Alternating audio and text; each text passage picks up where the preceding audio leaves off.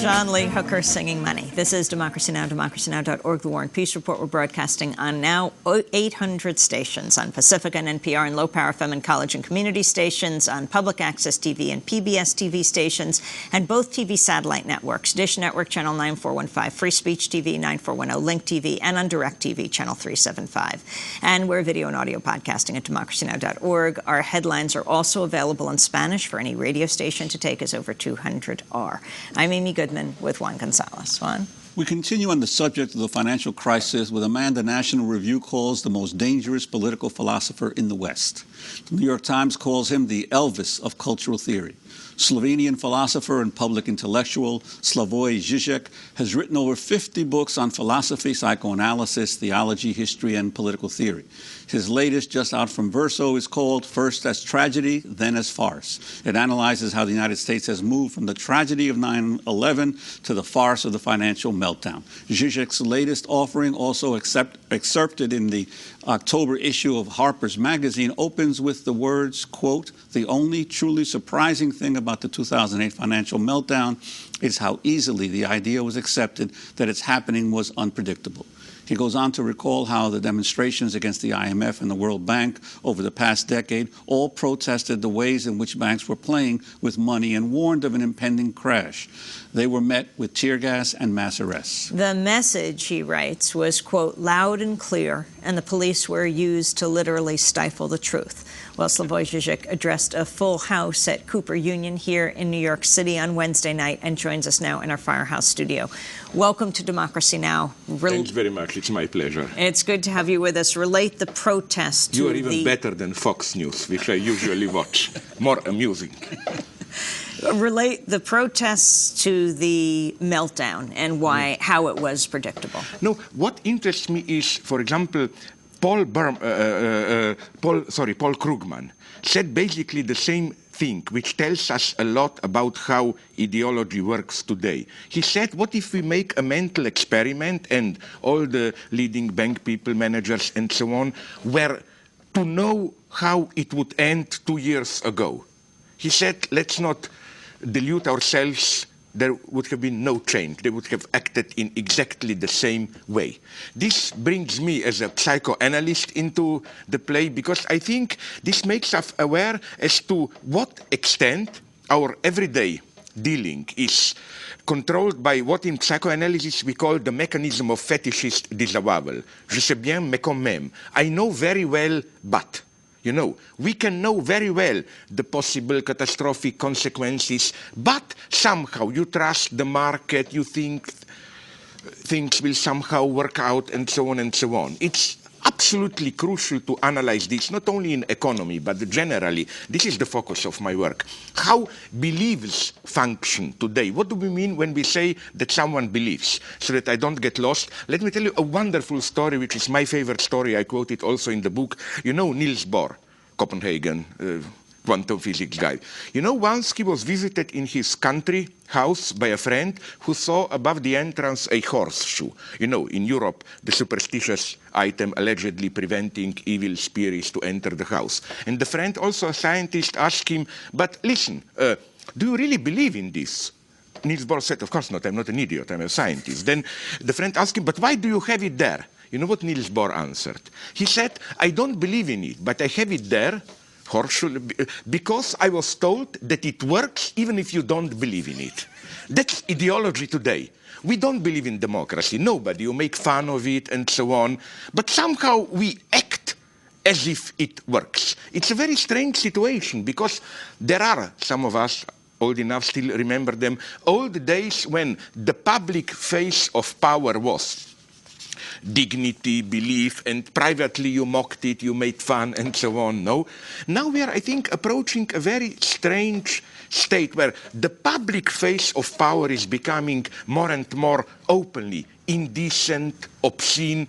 Look at Sarkozy in France, look at Berlusconi in Italy, who is systematically undermining for over 5 years now the minimum of dignity of the state power. I mean, you are again and again surprised, how is this possible? You know, after those sex scandals, 2 weeks ago, his lawyer, Berlusconi's lawyer, made a public official statement where he said that claims that Berlusconi is impotent are lies, and that Mr. Berlusconi is ready to prove this in court. Now, what did he mean? You know, there is a level of obscenity, but this shouldn't deceive us. We really live in cynical times, not just in this cheap sense that don't take themselves seriously, but in the sense that, how should I put it, the ironic self-undermining, making fun of yourself is, in a strange way, part of the game. It's as if the system can function even if it makes fun of itself. Well, I'd like to ask you, you see, you're also critical of the progressive or the left response here. You say in your article in Harper's, there's a real possibility that the primary victim of the ongoing crisis will not be capitalism, but the left itself, insofar as its inability to offer a viable global alternative was again made visible to everyone. Could you elaborate on that? I am a radical leftist. I like to call myself, in a very conditional way, a communist even. But I think one should, as a leftist, really concede the amount of the defeat of the left in the last 20 years. That's the sine qua non condition of a possible reviewal. So yes, apart from very sympathetic things suggested by people like Stiglitz, Krugman, which are basically a return to Keynesian welfare state, and apart from some interesting, but I don't think they are the solution, economic ideas like the basic income or so-called renta básica in Brazil, basic rent, which is a utopia of its own, I think.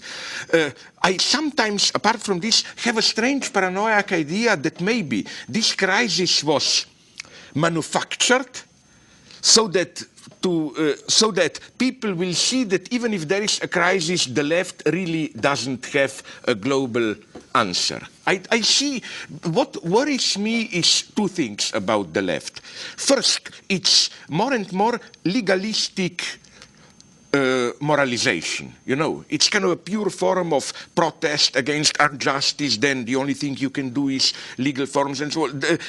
In this sense, many of the ex-leftists are getting depoliticized. They no longer ask the truly basic questions. Like even now, all the outcry was, oh, those bank profiteers and so on. I totally agree with what we just heard.